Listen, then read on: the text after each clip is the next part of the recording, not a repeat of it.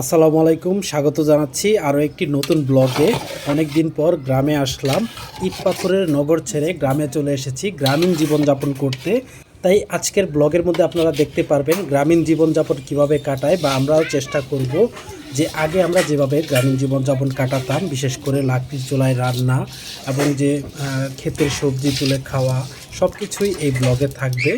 আপনাদেরকে যতটুকু পারি চেষ্টা করব দেখাতে। তো সকালবেলায় খিচুড়ি রান্নার আয়োজন করা হয়েছে, সব কিছু মাখিয়ে নিয়ে লাকড়ির চুলাতে রান্না বসানো হবে। এর পাশাপাশি আজকে আমাদের বাড়ির আশেপাশের যে চিত্রগুলো আছে সেগুলো আপনাদের সামনে তুলে ধরব, এবং পরবর্তীতে ধাপে ধাপে আপনাদেরকে প্রত্যেকটি ভিডিও দেওয়ার চেষ্টা করব।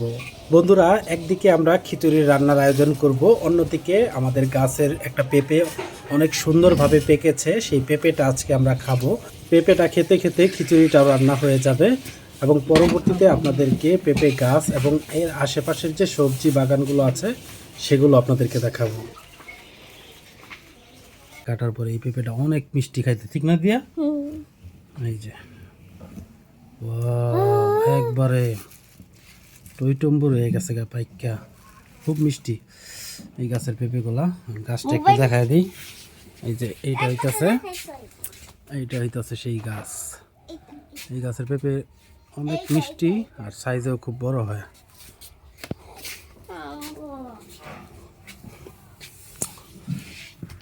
এই পেঁপেগুলার বিচি আছে না দিয়া, বিচিগুলা রেখে দিতে হবে, বিচিগুলা ওইদিকে ফেলাই দিব যাতে আরেকটা গাছ হয়।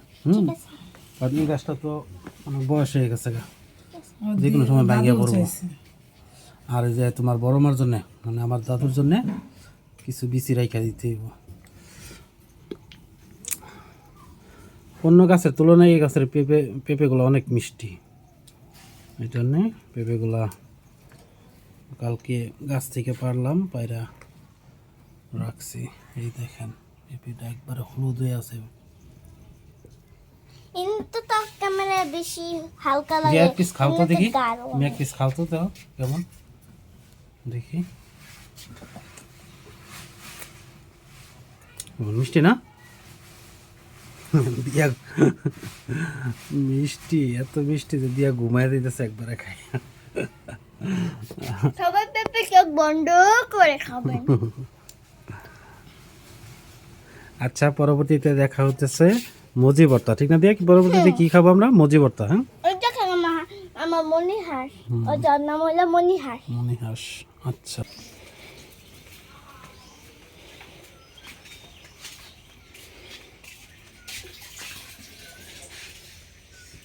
এইটাছে আমাদের মাটির চুলা। এই চুলার মধ্যে খিচুড়িটা বসানো হবে।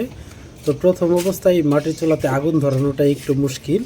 একবার আগুন যদি ধরে যায় তাহলে পরে আর সমস্যা হয় না। তো এই জন্যে প্রথম আমরা যেহেতু সবসময় অভ্যস্ত না, তাই আম্মাকে দিয়ে এই মাটির চুলাটা ধরাবো। আর আপনাদেরকে দেখাই যে পেঁপে গাছের পেঁপে খাইলাম আমরা। এই যে সেই পেঁপে গাছ অনেকটা বড় হয়ে গেছে, অনেক উঁচু থেকে এই পেঁপেগুলো পারা অনেক মুশকিল হয়ে যায়।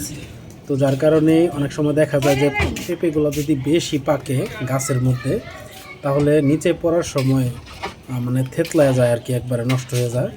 তাই যখন হালকা পাকে তখনই পেঁপেগুলো পাইরা তারপরে রাইখা দিই। আর এই সামনে হচ্ছে আমাদের বাগান, সেখানে কিছু সবজি চাষবাস করা হয়, যেমন টমেটো, কাঁচামরিচ, তারপরে সিম, লাউ, বিভিন্ন ধরনের শাকসবজি আর কি চাষাবাদ করা হয়। আর এটা হচ্ছে আমাদের ঘরের পেছনের অংশ। এখানে দোলনা দেওয়া আছে, আর রশি দিয়ে দোলনা পাতা আছে। ওইখানে আমার মেয়ে, আমার বাস্তি, ভাগ্নি, ওরা এই দোলনাতে চড়ে। আর এই যে দেখেন ছোট ছোট আমগুলা ঝরে পড়তেছে, বৃষ্টি নাই খরার কারণে। এই খরার কারণে যে কয়টা আম যাওয়া আসছে এবার, সেই আমগুলো ওইভাবে ঝরে পড়ে যাইতেছে আর কি। তো গতবারের তুলনায় এইবার আমাদের কাছে আম অনেক কম, অল্প কিছু আম ধরছে, সেইগুলো ওই যে বৃষ্টি না হওয়ার কারণে ঝরে পড়ে যাইতেছে গা। আর হইতেছে এই যে দেখেন ধান ক্ষেতগুলো কত সুন্দর ধান ক্ষেত। এই বৃষ্টি না হওয়ার কারণে এখন যারা এই ক্ষেতগুলো লাগাইছে তারাও কিন্তু অনেক চিন্তিত যে ধানগুলো জানি কি হয়। এখন যদি একটা বৃষ্টি হইতো তাহলে এই ধান ক্ষেতের জন্য অনেক উপকার হইতো। শুধু ধান ক্ষেত না, সব গাছগাছালির জন্যেই অনেক ভালো হইতো। তো দেখেন আমাদের গ্রামটা কত সুন্দর, সবুজ আর সবুজ, মানে যেদিকে তাকাবেন শুধু সবুজ ধান ক্ষেত। আমাদের গ্রামের জনসংখ্যা খুব কম, মানে ঘরবাড়ি খুব কম, এই জন্যে গ্রামটা অনেক নিরিবিলি এবং শান্ত, দেখে খুব ভালো লাগে। আমরা আস্তে আস্তে পরবর্তীতে আপনাদেরকে ড্রোন ভিডিওর মাধ্যমে দেখাবো পুরো গ্রামটি। আপনারা দেখলে অবশ্যই আপনাদের ভালো লাগবে। তো এই ভিডিওগুলো আসবে ধাপে ধাপে, আমরা আপনাদেরকে দেখানোর চেষ্টা করব। এখন মাটির চুলার দিকে চলে যাই, সেখানে আম্মা এখন চুলা ধরাবে। এই যে দেখছেন আমার আম্মা চুলা ধরানোর চেষ্টা করছে। তো চুলাটা ধরানোর পরে এখানে খিচুড়িটা বসায় দেব, তারপরে খিচুড়িটা হলে খাওয়া দাওয়া হবে। খুব মজা হবে আসলে, অনেক দিন পরে মাটির চুলায় খিচুড়ি রান্না করে খাবো।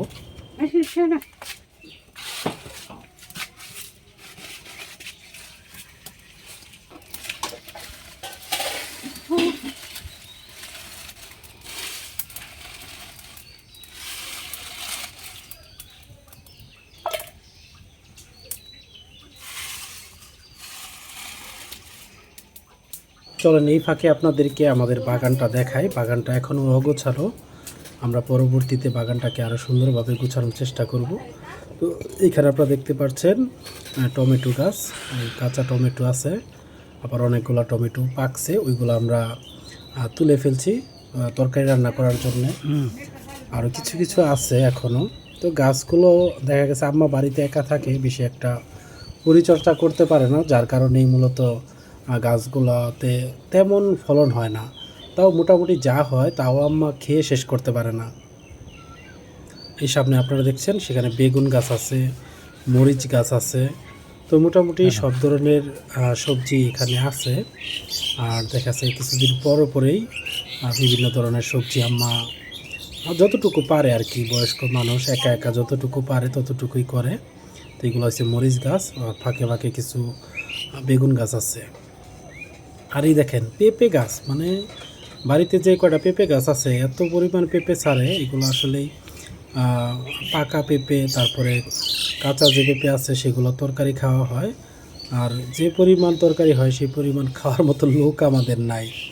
তো এই পাশে সিম গাছ আছে, আর এই পাশে নতুন করে একটা কলা গাছ লাগানো হয়েছে। এটা হচ্ছে আপনার কাঁচা কলার যে গাছটা আছে সেই গাছ, অর্থাৎ যে কলা দিয়ে তরকারি খায় মূলত সেই গাছটা এখানে লাগানো হয়েছে। আর এই গাছের যে কলাগুলো কিন্তু অনেক বড় বড় হয়, পরবর্তীতে আপনাদেরকে দেখাবো। আর এই যে বাড়ির পাশেই বাচ্চারা খেলাধুলা করতেছে, ক্রিকেট খেলতেছে, মাঝে মধ্যে আমিও তাদের সাথে খেলাধুলা করি। এভাবে দিস আবার আমাকে দিকে মারিস না। আমি এলা মুস্তাকিম ব্যাপার আমার কই যায়, হ্যাঁ মুস্তাকিম ব্যাপার আমার কই যায় দিয়া দিয়া। বন্ধুরা অবশেষে খিচুড়িটা রান্না হয়ে গেল, এখন আমরা খিচুড়িটা খাবো। আর এই খিচুড়ির সাথে আচার থাকছে, আর এর পাশাপাশি আছে হাঁসের মাংস রান্না করা হয়েছিল। তো আমরা এখন খাবো এবং দেখা হচ্ছে আপনাদের সাথে পরবর্তী ব্লগে। সেই পর্যন্ত সবাই ভালো থাকুন, সুস্থ থাকুন, আল্লাহ হাফেজ।